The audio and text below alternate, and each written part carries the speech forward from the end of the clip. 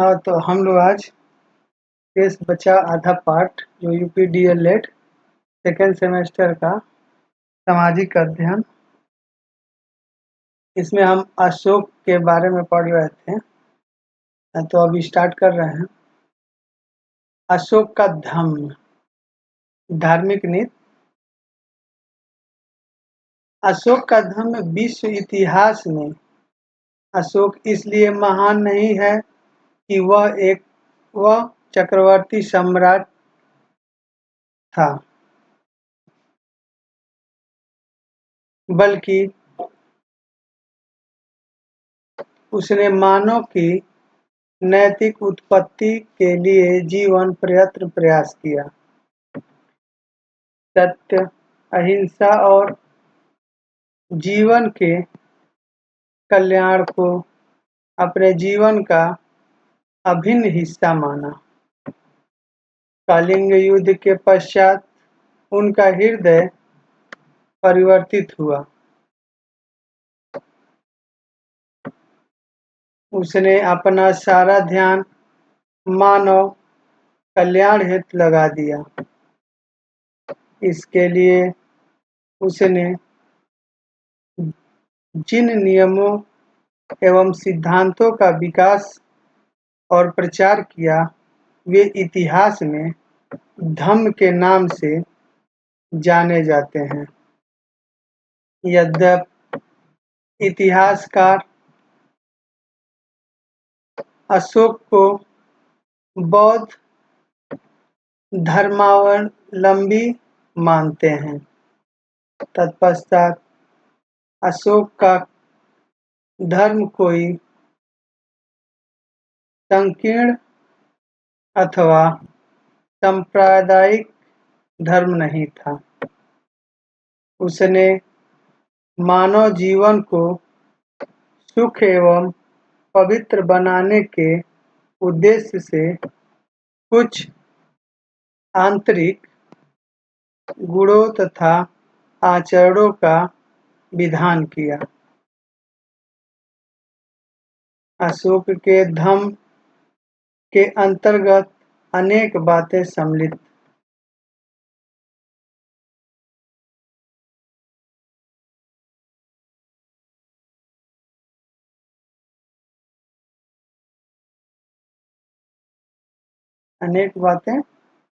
सम्मिलित थीं।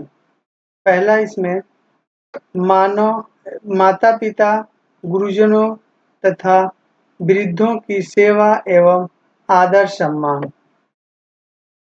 दूसरा, ब्राह्मणों, श्रमणों, संबंधियों, मित्रों, वृद्धों तथा दीन दुखियों के प्रति दया भाव। तीसरा, दया, दान, सत्य, संयम, कृतज्ञता, दृढ़ भक्ति, शौच तथा माधुर्य आदि गुणों का आचरण करना चाहिए। चौथा, सेवकों तथा श्रमिकों के साथ अच्छा व्यवहार करना चाहिए। पांचवा, कल्पना, अल्प व्यय तथा अल्प संग्रह करना चाहिए। छठवां, निषेधात्मक आदेशों में उनके कम से कम पाप करने पर बल दिया था। इसके लिए निष्ठुरता, क्रोध, अभिमान, ईर्ष्या आदि दुर्गुणों से दूर रहने का उपदेश दिया।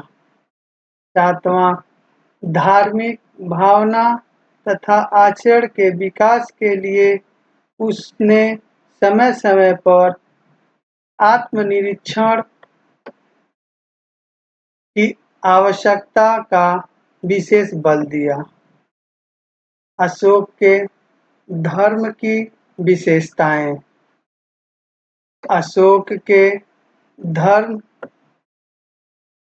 धम्म के आदेश आदर्शों एवं सिद्धांतों की विवेचना करने पर अशोक के धम्म के निम्नलिखित विशेषताएं परिलक्षित होती हैं।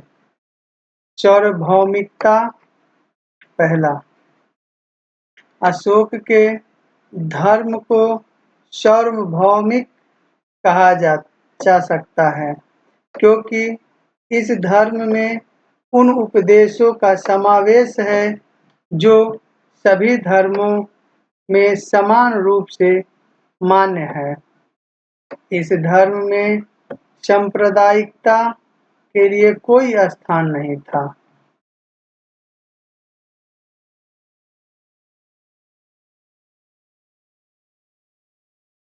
सहिष्णुता।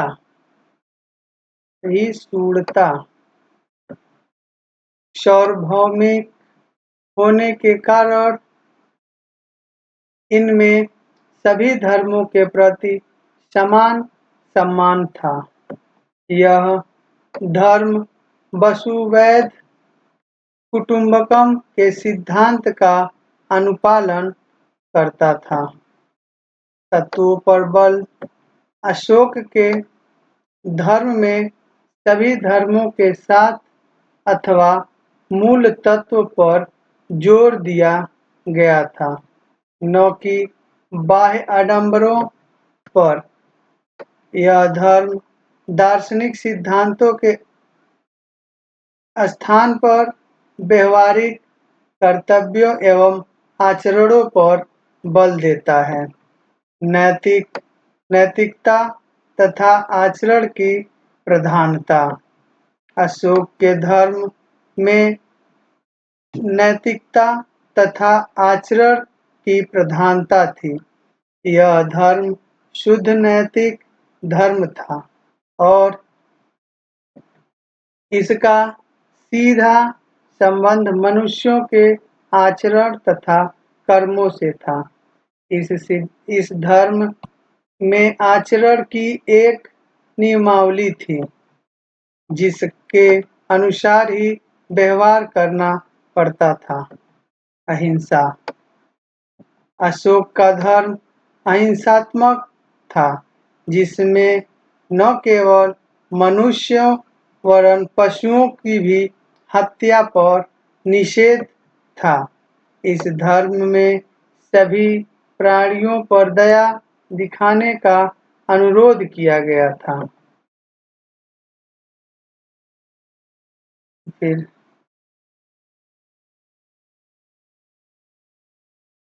अन्य धर्मों का सम्मान। अशोक के धर्म में इस बात की छूट थी कि लोग इस धर्म को स्वीकार करते हुए भी विभिन्न धर्मों एवं संप्रदायों के लोग अपने धर्म में विश्वास रख सकते हैं। मौर्यकालीन संस्कृति। सामाजिक दशा। मेगास्थनीज के विवरण एवं कौटिल्य के अर्थशास्त्र से ज्ञात होता है कि मौर्यकाल में वर्ण व्यवस्था का पूर्ण विकास हो चुका था। समाज ब्राह्मण, क्षत्रिय, वैश्य, शूद्र चारों वर्णों में विभाजित था। मेगास्थनीज के अनुसार समाज दार्शनिक, कृषक, गोपालक, शिल्पी, योद्धा, निरीक्षक अथवा गुप्तचर, मंत्री इन 7 जातियों में विभक्त था। समाज नैतिक दृष्टि से उच्च कोटि का था। स्त्रियों की स्थिति संतोषजनक थी। भोजन में ये लोग गेहूं, चावल, जौ, दूध, दही लेते थे। गायन, वादन, नृत्य, नाटक, रथ दौड़, शिकार, मल्लयुद्ध आदि लोगों के मनोरंजन के प्रमुख साधन थे। मौर्यकालीन लोग आभूषण पहनने के शौकीन थे। तक्षशिला, बनारस, उज्जैनी इस काल में शिक्षा के प्रमुख केंद्र थे। झूठ, चोरी आदि से लोग गिरा करते थे। मौर्य काल के लोग की आर्थिक दशा।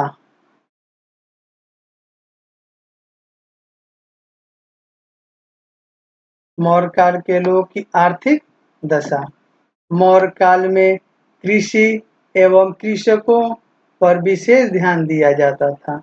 आर्थिक अर्थशास्त्र में व्रीहि, साठी धान शामिल, अगहनी धान, मूंग, उड़द, अंगूर, कपास, जामुन, बेर, आंवला आदि का उल्लेख मिलता है।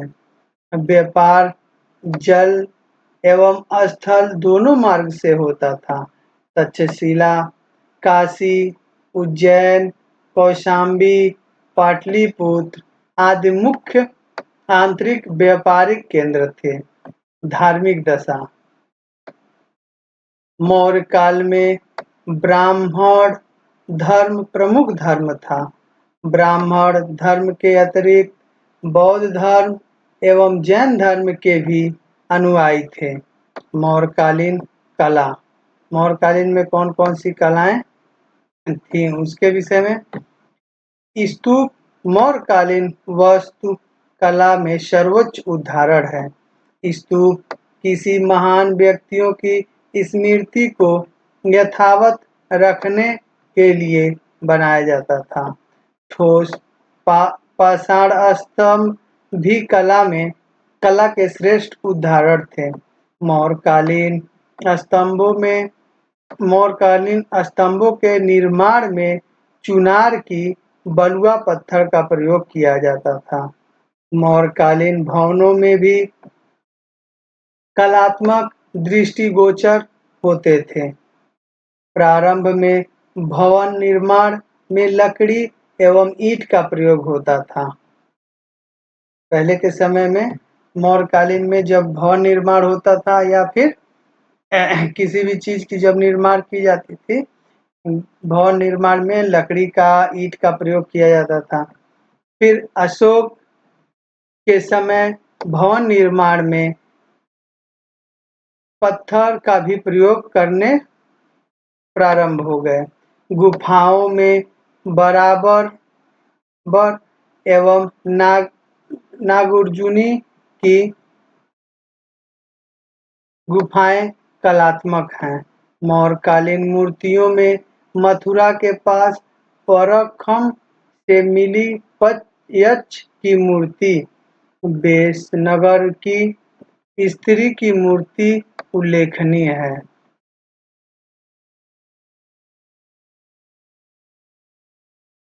मौर्य साम्राज्य के पतन के कारण। अगला हमारा टॉपिक है मौर्य साम्राज्य के पतन के कारण। मौर्य साम्राज्य की पतन के कारण। मौर्य साम्राज्य के पतन के लिए अनेक कारण उत्तरदायी हैं। इनमें मुख्य कारण इस प्रकार हैं। पहला होगा अशोक की अयोग्य उत्तराधिकारी। मौर्य साम्राज्य के पतन के कारण। मौर्य साम्राज्य के पतन के लिए अनेक कारण उत्तरदायी। इनमें से मुख्य कारण इस प्रकार हैं। अशोक के अयोग्य उत्तराधिकारी। अशोक के मृत्यु के बाद कुणाल, दशरथ, संप्रति, तलीसक, देवमरवा, शतधनुष और बृहदत्त उत्तराधिकारी हुए। सभी में यह योग्यता नहीं थी कि ये इतने बड़े साम्राज्य को बनाए रखें। मौर्य वंश के अंतिम शासक बृहद्रथ था। वह एक अयोग्य शासक था। उसने राजकाज एवं सैनिक मामलों में कोई दिलचस्पी नहीं ली, वरन सारा समय भोग विलास में व्यक्त करता था। इसका लाभ उठाकर बृहद्रथ के सेनापति पुष्यमित्र शुंग ने राजा की हत्या कर सत्ता हथिया ली और मौर्य वंश का अंत कर दिया। साम्राज्य के विघटनकारी प्रवृत्ति। अशोक के मृत्यु के साथ ही साम्राज्य के विघटनकारी शक्तियां सशक्त एवं सक्रिय हो गईं, जिस पर मौर्य शासक नियंत्रण नहीं रख सके। धीरे धीरे स्थानीय शासकों ने अपने को स्वतंत्र कर मौर्य साम्राज्य को अत्यंत संकुचित कर दिया। इसमें जो स्थानीय शासक थे वो अपने आप को स्वतंत्र करते हुए धीरे धीरे मौर्य साम्राज्य को छोटा बना दिए, संकुचित कर दिए। इसमें आंतरिक अव्यवस्थाएं भी पतन होने का मुख्य कारण बना। मौर्य साम्राज्य के पतन में आंतरिक अव्यवस्था ने भी महत्वपूर्ण योगदान दिया। मौर्य साम्राज्य की विशालता के कारण उस पर साधनों के अभाव में नियंत्रण रख पाना कठिन था, जिसका लाभ उठाकर प्रांतीय अधिकारी शक्तिशाली एवं स्वतंत्र होते गए। इसमें अधिकारियों की अत्याचारता का भी मुख्य कारण बना। चंद्रगुप्त मौर्य ने कठोर प्रशासन व्यवस्था द्वारा समाज पर नियंत्रण बनाए रखा था। अशोक के पश्चात राज्य एवं कर्मचारी पर से नियंत्रण ढीला पड़ गया, जिससे वे अत्याचारी एवं उत्पीड़क बन गए। इसलिए पुष्यमित्र ने बृहद्रथ की हत्या कर सत्ता हथिया ली तो जनता ने मौर्यों के लिए आंसू नहीं बहाए। यवन आक्रमण।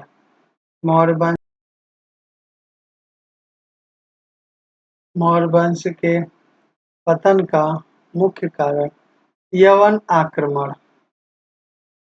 यवन आक्रमण या यूनानी आक्रमणकारियों ने लड़खड़ाते मौर्य साम्राज्य पर प्रहार कर इसे मृतप्राय बना दिया। आर्थिक कारण। मौर्य साम्राज्य के प्रारंभ में राज्य ने आर्थिक हितों की सुरक्षा के लिए कठोर कदम उठाए, जिसके कारण राज्य की आर्थिक स्थिति सुदृढ़ हुई, किंतु धीरे धीरे राज्य में आर्थिक संकट छा गया, जो मौर्य साम्राज्य के पतन का कारण बना। इस तरह हमारे एक चैप्टर क्लियर हो गया।